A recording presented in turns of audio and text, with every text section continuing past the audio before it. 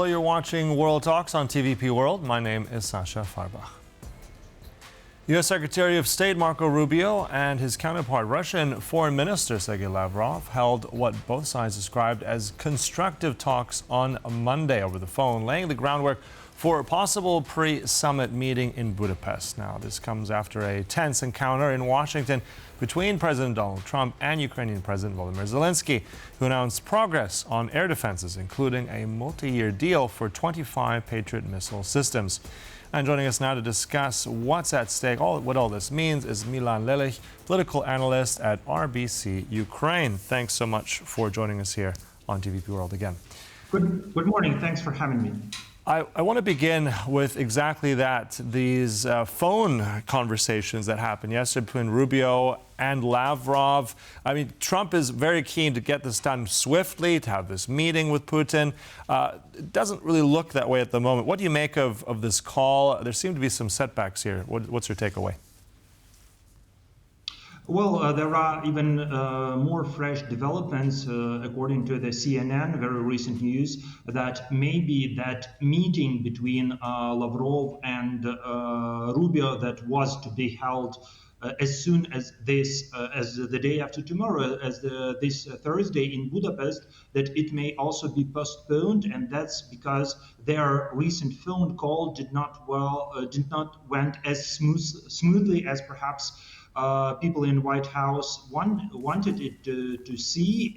This is because Russia shows no sign of willing to give up any of its maximalist demands. So perhaps some more calls perhaps will be needed. And this is exactly the way that many people in Ukraine expected everything to happen after a lot of diplomatic events last week, after that infamous phone call between Putin and President Trump, and after our President Zelensky's visit to the White House and their conversation with President Trump, which also perhaps was not as perfect as here people in Ukraine would like it to see. But still, we see what President Trump's deadlines mean when he says something going to happen in a week, in 2 weeks. It's usually never the case. It all happens way after that. It takes always much more time. So I don't think that this Budapest summit between President Trump and Putin, that it is even imminent, and that it will happen as soon as next week, as was the initial deadline set by President Trump. I think that anyway, it's going to take way more time, more calls, more summits, more consultation, more everything, because despite all this optimism on cameras that President Trump is often showing, we don't see any real concessions from the Russian side.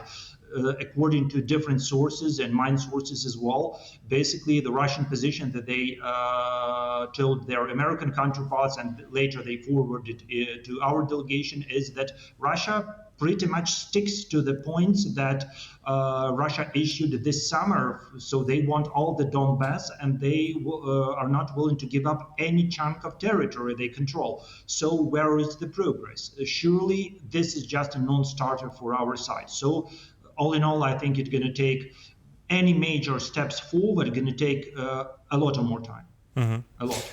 Right. I do recall when the Alaska summit was happening, that happened very quickly. Also, no prep work, just these two leaders coming together on the fly almost. We didn't really have anything conclusive out of that either, except some photographs. But at the same time, isn't this what summits are supposed to be about? Usually on such a high level, they involve many phone calls, many meetings, a lot of prep work.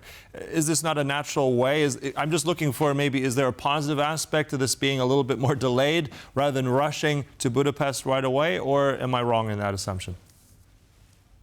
Well, in my opinion, surely I may be wrong, because no one knows what is in President Trump's head. I think even many members of his own team don't know what is on his mind at the at a certain moment of time.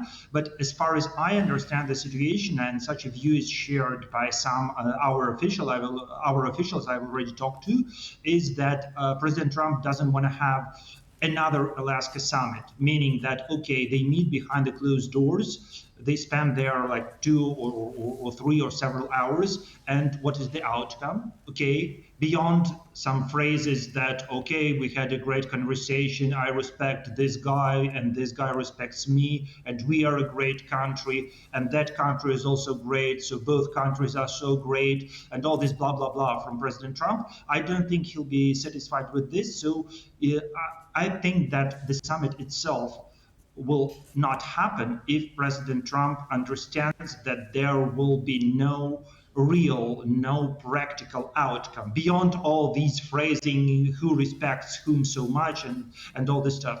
I think that more or less he would try to perform something like a Gaza plan that he's so proud of, which was a real document, like 20 points with timelines, with deadlines, with who does what, and all this stuff. So I think something of a kind should be prepared either before the meeting with Putin and then finalized on this meeting, or something like that. At least a sheet of paper with some points on it, not just phrasing who respects whom and who, gets along well with somebody. As President Trump often brags that he gets along with all the world leaders so well. No, this will not be enough. Just photos, shaking hands, and expressions of mutual respect. No.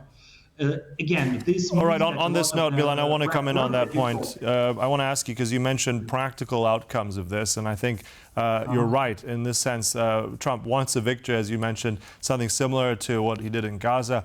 At this point in time, we know that this is happening, or this likely will happen, on European Union territory. Hungary is a European member state. That has ruffled feathers, definitely, of certain European capitals. At this point in time, Orban has ruled out the inclusion of the European Union or any kind of level on that sort of involvement. Do you think that's going to change? I mean, if we need practical outcomes, I mean, Europe has very much said we need to be involved here. Do you think part of the delay is that Europe somehow will be part of this, or is that not going to happen? What's your take on that? I am very much hope that Europe will be involved, and I know that this will definitely be our side, our government's position, that the European Union, which Ukraine tries to become the part of, and the union that plays a crucial really role, especially during the Trump administration, in maintaining our defense, helping us in all the diplomatic efforts and all this stuff. So definitely, European Union should be in the process. In what form? How will it look like? As of now, I don't understand, because as of now, I think no one understands how it may look like. For example, President Zelensky has said that, okay, he may not be very much happy of Budapest as a venue of this summit, but nevertheless, this is not Moscow, this is not Minsk. So he is ready, he's open for different diplomatic formats. But how will it look like? Will it be, I don't know, a series of bilateral meetings, for example, like Trump and Putin in one room, and then Trump goes to another room where Zelensky waits for him, and maybe there will be a third room where, I don't know, Ursula von der Leyen and Prime Minister Starmer, I don't know, President Macron, somebody else will be there. How will it look like? No one knows, but definitely Ukraine supports the EU involvement, and I can hardly understand a really stable, sustainable deal without any EU involvement. It will be, harmful both for Ukraine and for the EU, and it will again be a huge disrespect to all the efforts that EU has already done.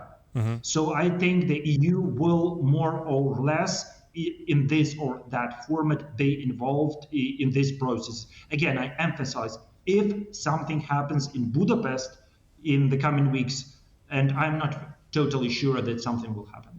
Okay. I want to also jump into air defense. I mean, this is something of a win. At least that's what President Zelensky said. He didn't get the Tomahawks that he really wanted, needs. He did get a yes to those various Patriot batteries, but that'll take some time to delivery. How fast will those be delivered? And in your mind, are the Tomahawk missiles still part of some kind of deal in the future? I think that first, Tomahawks are not off the table, definitely. I think they may be used as a leverage of pressure against Putin if Putin shows no real signs of ending the war. If Putin doesn't make any concessions before Budapest or in Budapest or whenever.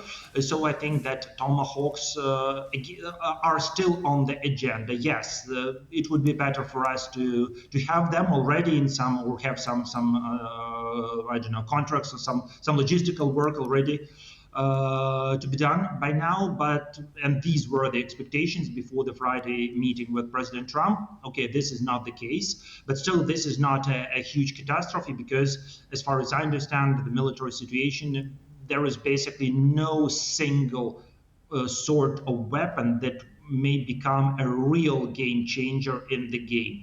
This has become much more complex. So even if the tomahawks are here, and again, for the tomahawks, you need to have some launching pads, and then there is a big problem with that because they are launched normally from U-boats, from naval vessels, and all this stuff. So again, this is a very important technical issue, but nevertheless, I think they're not off the table. As for the air defense, yes, 25 Patriot systems seems to be a very huge, really, contract.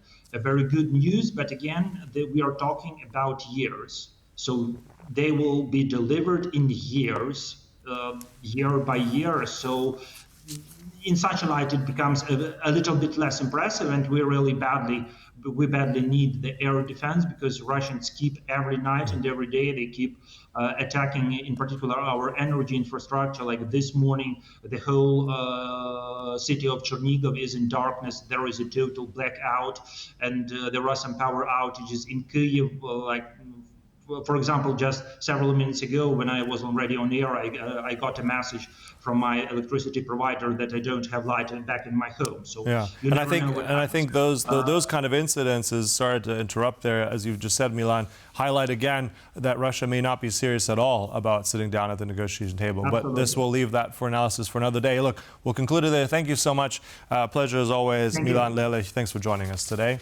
Thank you for joining us. We're going to continue more coverage here on TVP World, so stay with us.